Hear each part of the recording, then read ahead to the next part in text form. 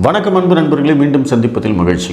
திமுக ஆட்சிக்கு வந்ததுக்கப்புறமா எப்பவுமே அவங்களுக்கு இருக்கிற ஒரு மிகப்பெரிய பிரச்சனை என்ன அப்படின்னா, திமுக ஆட்சி கட்சிக்குள்ளே உருவாகக்கூடிய பவர் சென்டர்ஸ். இது என்ன பவர் சென்டர்ஸ் அப்படின்னு கேட்டிங்க அப்படின்னா, அதிமுகவை பொறுத்த வரைக்கும் அம்மையார் ஜெயலலிதா அவர்கள் இருந்த வரைக்கும் பார்த்திங்கன்னா அவங்க மட்டும்தான் டிசிஷன் மேக்கிங், அவங்க சொல்கிறது தான் சட்டம். அதிமுக கட்சியிலேயே அப்படி தான். என்னதான் இன்றைக்கி இருக்கக்கூடிய எடப்பாடி பழனிசாமி, கேபி முனுசாமி, ஜெயக்குமார், செங்கோட்டையன், முத்துசாமி இவங்கெல்லாம் எம்ஜிஆர் காலத்துலேருந்து அரசியல் பண்ணிகிட்டு இருந்தவங்க கட்சியில் இருந்தாலுமே இவங்க யாருமே கட்சி தலைமையை மீறி செயல்படவே முடியாது. ஒரு சட்டத்துக்கு புறம்பான விஷயங்கள் ஏதாவது செய்கிறாங்க, இல்லை அதிகார துஷ்பிரயோகம் செய்கிறாங்க அப்படின்னு மேலிடத்துக்கு தகவல் போச்சு அப்படின்னா உடனடியாக இவங்க காலி. இப்படி தான் அதிமுக ஆட்சி நடந்துகிட்டே இருந்தது. ஜெயலலிதா அவர்களுக்கு இரும்பு மனுஷி அப்படின்னு பேர் கிடைச்சதுக்கு காரணமும் இதுதான். கட்சியில் அவங்கள தவிர வேறு யாருடைய இடமும் நிரந்தரம் கிடையாது.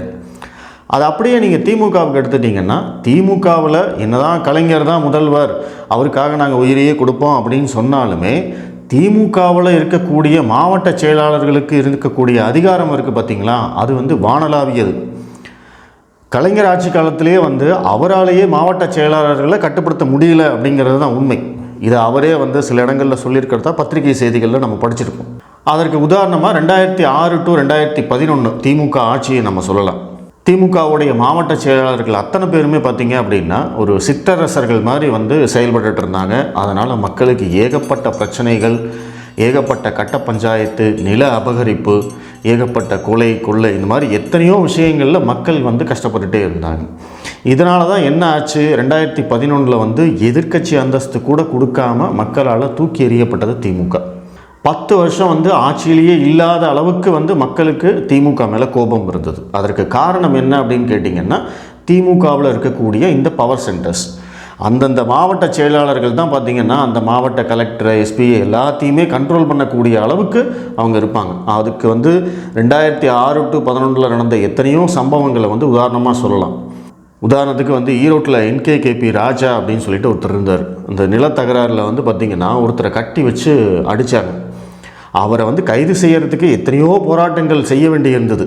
ஆனால் அதிமுக ஆட்சியில் இந்த மாதிரி யாராவது ஒரு அதிமுக கட்சி பிரமுகரை செஞ்சுருந்தாங்க அப்படின்னா அவங்க அதோட காலி. இங்கே நான் சொல்ல வர்றது என்ன அப்படின்னு கேட்டிங்கன்னா, கீழே இருக்கிறவங்க தப்பு செஞ்சால் அதை மேலிடத்துக்கு கொண்டு போனால் அங்கே தட்டி கேட்குறதுக்கு ஒரு சக்தி இருக்கணும், ஒரு பவர் இருக்கணும். அதுதான் கட்சியோடைய தலைவர் அல்லது முதல்வர் இவங்களாம் தான் அந்த பவர்.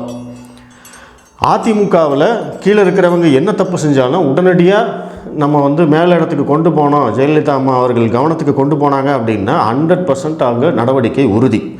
ஆனால் திமுகவை பொறுத்த வரைக்கும் நீங்கள் என்னதான் மேலிடத்துக்கு கொண்டு போனாலுமே இங்கே நடவடிக்கையே எடுக்க மாட்டாங்க. ஏன்னா கட்சி தலைமையும் மீறி இங்கே இருக்கக்கூடிய பவர் சென்டர்களுக்கு அதிகாரம் இருக்குது.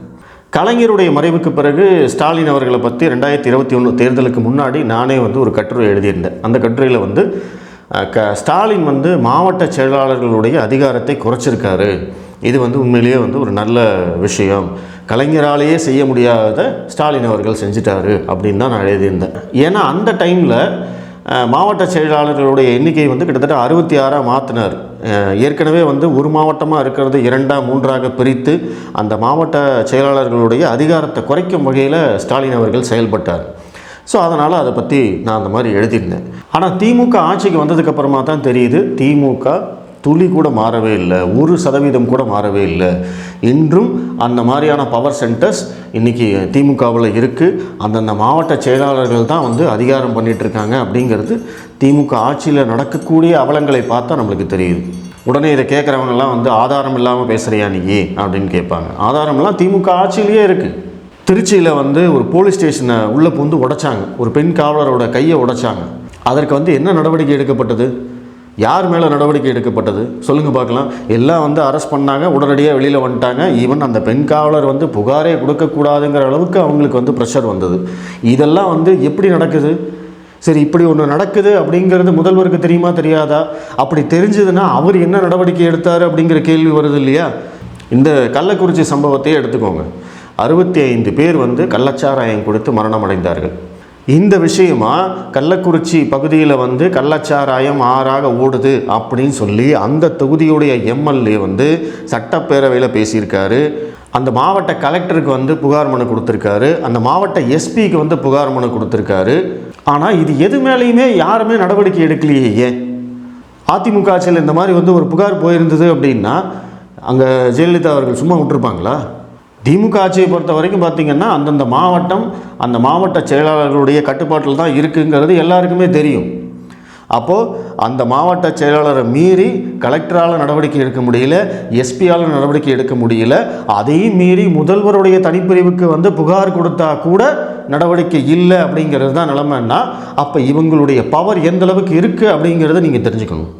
ஒருவேளை அதிமுக ஆட்சியில் ஜெயலலிதா அவர்கள் மாதிரி இங்கே ஸ்டாலினும் வந்து நடவடிக்கை எடுத்திருந்தார் அப்படின்னா இன்றைக்கி அந்த 65 பேர் செத்துருக்க மாட்டாங்க. அப்படி சாகாமல் இருந்திருந்தாங்கன்னா அது திமுக ஆட்சிக்கு தான் நல்லது. இன்றைக்கி அவங்களுக்கு தானே கெட்ட பேராக இருக்குது. கள்ளச்சாராயம் ஆறா ஓடுது. ஒரு சம்பவம் நடந்து முடிஞ்சதுக்கப்புறமா அவங்களுக்கு 10 லட்ச ரூபாயை கொடுத்து இந்தியா முழுவதும் அந்த தகவல் தீயா பரவி அவங்க எல்லாருமே வந்து விமர்சனம் பண்ணி இந்த கெட்ட பேரெல்லாம் யாருக்கு? ஸ்டாலினுக்கு தானே. ஆனால் உண்மையிலேயே முதல்வரால் இவங்களை கட்டுப்படுத்த முடியல அப்படிங்கிறது தான் நம்மளுக்கு தெரியுது. என்னென்னா இந்த கள்ளச்சாராய சம்பவம் சாவு ஆரம்பித்த உடனே 2 பேர் மரணம் அப்படின்னு நம்மளுக்கு செய்தி வரும்போது கலெக்டர் பேட்டி கொடுக்குறாரு. அந்த இறந்து போன 2 பேர் வந்து கள்ளச்சாராயத்தால் இறக்கலை அப்படின்னு சொல்லி கலெக்டர் பேட்டி கொடுக்குறாரு. கூடவே வந்து திமுகவுடைய அந்த தொகுதியுடைய மாவட்ட செயலாளர் கூட இருக்கார், எம்எல்ஏ கூட இருக்கார். எப்படி வந்து கலெக்டரால் அப்படி சொல்ல முடிஞ்சது?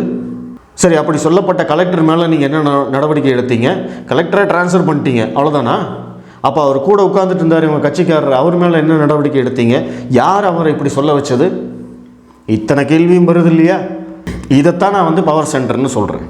ஜூலை மாதம் முழுவதும் எடுத்துக்கிட்டிங்க அப்படின்னா கிட்டத்தட்ட வந்து அரசியல் கொலைகள் தொடர்ச்சியாக நடந்துகிட்டே இருக்குது. அதிமுகவை சேர்ந்த, ஈவன் திமுகவை சேர்ந்த, நாம் தமிழர் கட்சியை சேர்ந்த, பாஜகவை சேர்ந்த, பகுஜன் சமாஜ் கட்சியை சேர்ந்த அத்தனை பேரும் நிர்வாகிகள் தலைவர்கள் வரைக்கும் எல்லாரும் கொல்லப்பட்டுட்டே இருக்காங்க. இந்த சம்பவங்கள் எதுவுமே அரசியல் கொலைகள் இல்லை அப்படின்னு காவல்துறை ஒரு பக்கம் சொல்லட்டும், நான் அதை விட்டுறேன். உதாரணத்துக்கு ஒரு சம்பவம் சேலத்தில் நடந்த அதிமுக நிர்வாகியுடைய கொலை. அவரை கொலை செஞ்சது யார்? திமுக கவுன்சிலருடைய கணவர். அவர் தான் வந்து அவரை வெட்டி கொண்டார். காரணம் என்ன? கஞ்சா விற்பனை, 1 நம்பர் லாட்ரி சீட்டு விற்பனை, இதற்கெல்லாம் வந்து அவர் தடையாக இருந்தார். தொடர்ச்சியாக வந்து இதை பற்றி அவர் புகார் பண்ணிகிட்டு இருந்தார். அப்படிங்கிற காரணத்துக்காக தான் அந்த அதிமுக நிர்வாகி கொல்லப்பட்டார். அவர் எப்படி தடை பண்ணியிருப்பார்? அவர் கண்டிப்பாக வந்து போலீஸ்க்கு கம்ப்ளைண்ட் பண்ணியிருப்பார். கண்டிப்பாக வந்து பார்த்திங்கன்னா மேலிடத்துக்கு வரைக்கும் கம்ப்ளைண்ட், சிஎம் செல் வரைக்கும் கம்ப்ளைண்ட் பண்ணியிருப்பார். அதிமுக நிர்வாகி அப்படிங்கிறபோது கண்டிப்பாக அவங்களுக்கு தெரியும் ஹைரார்கி என்ன, யார்கிட்ட கம்ப்ளைண்ட் பண்ணணும் அப்படிங்கிறது எல்லாமே அவங்களுக்கு தெரியும். அப்போது போலீஸ்கிட்ட கம்ப்ளைண்ட் பண்ணுற போதே அந்த திமுக நிர்வாகி மேலே ஆக்ஷன் எடுத்திருந்தால் அவர் கொலை செய்யப்பட்டிருக்க மாட்டார். சரி, போலீஸ் தான் ஆக்ஷன் எடுக்கலை, மேலிடத்துக்கு கம்ப்ளைண்ட் பண்ணுறாருல்ல, அவங்களாவது வந்து சொல்லி ஆக்ஷன் எடுத்திருந்தால் அந்த அதிமுக நிர்வாகி இன்றைக்கி உயிரோடு இருந்திருப்பார். திமுக ஆட்சிக்கு கெட்ட பேர் வந்திருக்காது. அதைத்தான் நான் திரும்ப திரும்ப சொல்கிறேன். அப்போது இவர் கம்ப்ளைண்ட் பண்ணியும் அங்கே கஞ்சா விற்பனை நடக்குதுன்னு தெரிஞ்சும், அங்கே 1 நம்பர் லாட்ரி சீட்டு விற்பனை நடக்குதுன்னு தெரிஞ்சும் காவல்துறையால் எந்த விதமான நடவடிக்கையும் எடுக்க முடியல அப்படின்னா அதுதான் அந்த பவர் சென்டரோட அதிகாரம். அந்த திமுக நிர்வாகியை காப்பாற்றுறது அங்கே இருக்கக்கூடிய பவர் சென்டர். கள்ளக்குறிச்சியில் வந்து அந்த கள்ளச்சாராய விற்பனையை வந்து அனுமதித்தது யார் அப்படின்னா அங்கே இருக்கக்கூடிய பவர் சென்டர். திருச்சியில் காவல் நிலையத்துக்குள்ளேயே புகுந்து தாக்கலாம் அப்படிங்கிற அந்த தைரியத்தை கொடுக்கறது யார் அப்படின்னா அங்கே இருக்கக்கூடிய பவர் சென்டர். இந்த பவர் சென்டர்கள் தான் முழுக்க முழுக்க திமுகவுடைய பிரச்சனைகளுக்கு காரணம். நீங்கள் திமுக ஆட்சிக்கு வந்ததுக்கப்புறம் நடந்த சம்பவங்களை எடுத்து பாருங்கள். அதிமுக ஆட்சிக்கும் திமுக ஆட்சிக்கும் ஒரே ஒரு வித்தியாசம் தாங்க சொல்லுவாங்க. 2 பேருமே வந்து லஞ்சம் வாங்குவாங்க, ஊழல் பண்ணுவாங்க, எல்லாம் பண்ணுவாங்க. ஆனால் அதிமுக ஆட்சியில் பப்ளிக்கை டிஸ்டர்ப் பண்ண மாட்டாங்க. அந்த மாதிரியான ஒரு செயல் நடக்கிறதுக்கு ஜெயலலிதா அவர்கள் விடவே மாட்டாங்க. ஆனால் திமுக ஆட்சியில் பப்ளிக்கை மட்டும்தான் டிஸ்டர்ப் பண்ணுவாங்க. கொள்ளையடிக்கிறீங்க, ஊழல் பண்ணுறீங்க, லஞ்சம் வாங்குறீங்க, பணத்தை சேர்த்துறீங்க, என்னமோ பண்ணிட்டு போங்க, எங்களை நிம்மதியாக விடுங்கடா அப்படிங்கிறது தான் மக்களுக்கு இருக்கக்கூடிய ஆதங்கமாக இருக்கும். அந்த ஒரு காரணத்துக்காகத்தான் அதிமுக எப்போவுமே இங்கே முதல் சாய்ஸாக இருக்குது. எப்போ அதிமுக வேண்டான்னு மக்கள் நினைக்கிறாங்களோ அப்போ தான் திமுகவுக்கு ஓட்டு போடுவாங்களே தவிர எங்களுக்கு திமுக ஆட்சி தான் வேணும்னு சொல்லி எப்போவுமே இங்கே ஓட்டு போட்டதே கிடையாது. இதுதான் வரலாறு. இன்றைக்கு அதையோட நீட்சி என்ன ஆச்சு அப்படின்னா இன்றைக்கி அந்த மாதிரியான ஒரு பவர் சென்டர் சோஷியல் மீடியாவில் இருக்குது. சோஷியல் மீடியாவில் டிஎம்கே ஐடி விங் அப்படின்னு சொல்லி ஒரு குரூப் இருக்காங்க. அவங்க வந்து என்ன வேணால் பேசலாம், யாரை வேணால் எப்படி வேணால் இழிவுபடுத்தி பேசலாம், கெட்ட வார்த்தையில் பேசலாம், பெண்களை கொச்சையாக பேசலாம், ஜாதி பற்றி பேசலாம், குடும்பத்தையே இழுத்து வச்சு அசிங்கப்படுத்தலாம். அதை யாருமே கேட்க முடியாது. ஆனால் எதிர்க்கட்சியை சேர்ந்தவர்கள் யாராவது அப்படி பேசினாங்க அப்படின்னா இம்மீடியட்டாக அவங்க மேலே நடவடிக்கை எடுக்கப்படும். திமுக ஆட்சிக்கு வந்ததுக்கப்புறமா அதிமுக, பாஜக, நாம் தமிழர் இந்த 3 கட்சியை சேர்ந்தவர்கள் கிட்டத்தட்ட 300 பேருக்கு மேலே சோஷியல் மீடியாவில் எழுதுனது தப்பு, இல்லை யூடியூப்பில் பேசினது தப்பு, ட்விட்டரில் ட்விட்டு போட்டது தப்பு அப்படிங்கிற காரணத்துக்காகத்தான் இங்கே கைது பண்ணப்பட்டிருக்காங்க. சோஷியல் மீடியாவில் இவங்கெல்லாம் எழுதுகிறாங்கன்னு காவல்துறைக்கு எப்படி சார் தெரியும்? அவங்களோட வேலை அதுவா? இல்லை முதல்வருக்கு எப்படி தெரியும்? முதல்வர் டிபார்ட்மெண்ட்டோட வேலை அதுவா? யார் சொல்கிறாங்க? அதிமுகலேருந்து இவர், பாஜகலேருந்து இவர், நாம் தமிழர் கட்சியிலேருந்து இவருன்னு யார் சொல்கிறாங்க? எல்லாம் சொல்கிறது யார்? இந்த சோஷியல் மீடியாவில் இருக்கக்கூடிய power centres, DMK IT wing. இவங்க தான் வந்து கண்கொத்தி பாம்பாக இவங்களெல்லாம் பார்த்துட்ருக்காங்க. இவங்க என்னென்னா எல்லாரும் வந்து ஃப்ரெண்ட்ஸாக இருக்கிறவங்க தான், இருந்தவங்க தான். இப்போ எனக்கும் வந்து திமுகவை சேர்ந்த எத்தனையோ பேர் வந்து ஃப்ரெண்டாக இருக்காங்க. நான் திமுகவை பற்றி தொடர்ந்து எழுதிட்டே இருக்கேன் அப்படின்னா அதை நோட் பண்ணி அந்த பவர் சென்டர்கிட்ட போட்டு பாருங்கள், இவன் இப்படி எழுதிட்டு இருக்கிறான், நம்ம ஆட்சியில் இருக்கிறபோது இவன் வந்து இப்படி திமுக விமர்சனம் பண்ணுறதா, ஸ்டாலினை விமர்சனம் பண்ணுறதா, இவனுக்கு ஏதாவது ஒன்று பண்ணணுங்க அப்படின்னு அங்கே கொம்பு செய்ய விட்டாங்க அப்படின்னா அங்கே என்ன நடக்குது? அந்த பவர் சென்டர் வந்து காவல்துறையிட்ட சொல்லி காவல்துறை ட்விட்டு போட்டதுக்காக கைது, ஃபேஸ்புக்கில் எழுதுனா கைது, யூடியூப்பில் பேசினா கைது. எத்தனை பேர்? சரி, இவங்கெல்லாம் தப்பு செஞ்சாங்கன்னே வச்சுக்குவோங்க. ஆனால் இவங்க மட்டும்தான் தப்பு செய்கிறாங்களா? திமுகவில் யாருமே தவறு செய்கிறது இல்லையா? இங்கே இருக்க வந்து மோடியை பற்றியோ, அமித்ஷாவை பற்றியோ, நிர்மலா சீதாராமன் பற்றியோ, இல்லை அண்ணாமலை பற்றியோ, எடப்பாடி பழனிசாமியை பற்றியோ, நாம் தமிழர் கட்சி சீமானை பற்றியோ, இங்கே இருக்கக்கூடிய எதிர்க்கட்சி தலைவர்கள் அத்தனை பேரையும் பற்றி எவ்வளவு இழிவாக எழுத முடியுமோ அவ்வளவு இழிவாக எழுதுறது யார்? திமுக காரங்க தானே. அப்போ இவங்க மேலெல்லாம் நடவடிக்கை எடுக்கிறீங்க அப்படின்னா அதே தப்பனை செய்கிற திமுக காரங்க மேலேயும் நீங்கள் நடவடிக்கை எடுக்கணுமா வேண்டாமா? அப்போ திமுக காரங்களை காப்பாற்றுறது யார்? அதே பவர் சென்டர் தான். நான் சொன்னேன் இல்லைங்களா, திருச்சியில், கள்ளக்குறிச்சியில், சேலத்தில் இவங்களையெல்லாம் திமுக நிர்வாகிகளை காப்பாற்றக்கூடிய அந்த பவர் சென்டர் சோஷியல் மீடியாவில் தவறு செய்யக்கூடிய திமுகவினரை காப்பாற்றுகிறது.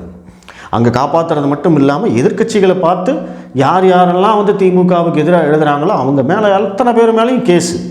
இன்றைக்கி அப்படி தான் ஆயிடுச்சு. நம்மளே வந்து ஏதாவது திமுக விமர்சனம் பண்ணி பதிவு போட்டால் உடனே வந்து கமெண்ட்டில் சொல்கிறாங்க, என்னென்ன அடுத்து ஜெயிலுக்கு போகிறதுக்கு ரெடி ஆகிட்டிங்களா, ஒன்றும் கவலைப்படாதீங்க, நாங்கள் ஹார்லிக்ஸோடு வந்து பார்க்குறோம் அப்படிங்கிறாங்க. ஆடா பாவிகளா, நான் ஏதோ எனக்கு தெரிஞ்ச அரசியலை பேசிகிட்டு இருக்கேன், அதை கூட பேச விட மாட்டாங்க போல இருக்குது. அதை கூட பேசக்கூடாத அளவுக்கு ஒரு பயத்தை, அந்த உணர்வை விதைக்கிறது தான் இந்த பவர் சென்டர், இந்த திமுக ஐடிவிங்கோட வேலை. அதனுடைய நீட்சி தான் பார்த்திங்கன்னா இன்றைக்கி அந்த பிரியாணி மேன் அப்படின்னு சொல்லிட்டு ஒரு யூடியூபர் கைது செய்யப்பட்டிருக்கார். அவர் மட்டும்தான் பெண்களை இழிவாக பேசினாரா? அவர் பேசின கருத்துலையெல்லாம் எனக்கு உடன்பாடு இல்லை, அந்த சேனல்லையும் நம்ம பார்க்கறது இல்லை. இந்த விஷயத்துக்காக நம்ம எடுத்து பார்த்தோம், அது கேவலமான வீடியோ தான், அதில் எல்லாம் எந்த மாற்று கருத்தும் இல்லை. ஆனால் அதே மாதிரி கேவலமான வீடியோக்கள் செய்யக்கூடிய, அதே மாதிரி கேவலமாக பேசக்கூடிய ஆட்கள் திமுக சார்பு நபர்களாக இருக்காங்கல்ல, அவங்க மேலேயெல்லாம் நீங்கள் இன்றைக்காவது நடவடிக்கை எடுத்திருக்கீங்களா? இத்தனைக்கும் அவங்க மேலே எத்தனையோ புகார்களே காவல்துறைக்கு கொடுக்கப்பட்டிருக்கு. இவர் மேலே இதுதான் ஃபஸ்ட்டு கம்ப்ளைண்ட்டு. யாரோ ஒரு பொண்ணு இவர் மேலே கம்ப்ளைண்ட் கொடுத்துட்டாங்களாமா, உடனே தூக்கி உள்ளே வச்சுட்டாங்க. பெண்களை இழிவுபடுத்தி விட்டார். அதுவும் இந்த பவர் சென்டருக்கு வந்து பார்த்திங்கன்னா நேரடியாக வந்து திமுகவை தாக்கி எழுதினார், அதனால தான் நாங்கள் கைது பண்ணுறோன்னு சொல்கிறது கூட தைரியம் கிடையாது இவங்களுக்கு. பெண்களை இழிவுபடுத்தி விட்டார், இரு தரப்பினருக்கிடையே கலவரம் தூண்டிவிட்டார், வன்முறையை தூண்டிவிட்டார். இதே தான் கேஸு, இது மட்டும்தான் வழக்கு. இப்படி செய்கிறதுனாலே யாருக்கு பாதிப்பு, யாருக்கு வந்து பிரச்சனை வருது? யாரை திட்டுறாங்க? ஸ்டாலினை தான் திட்டுறாங்க, திமுக ஆட்சியை தான் திட்டுறாங்க. சின்ன சின்னதாக வந்து இவங்க செய்யக்கூடிய இந்த அட்ராசிட்டிஸ் எல்லாம் ஒன்றா சேர்ந்து தான் 2011 தேர்தலில் நடந்தது பார்த்திங்களா? எதிர்க்கட்சியாக கூட நீ வரக்கூடாதுன்னு தூக்கி உள்ள கூப்பில் உட்கார வச்சாங்க இல்லைங்களா? அதுதான் வந்து நடக்கும் திமுகவுக்கு.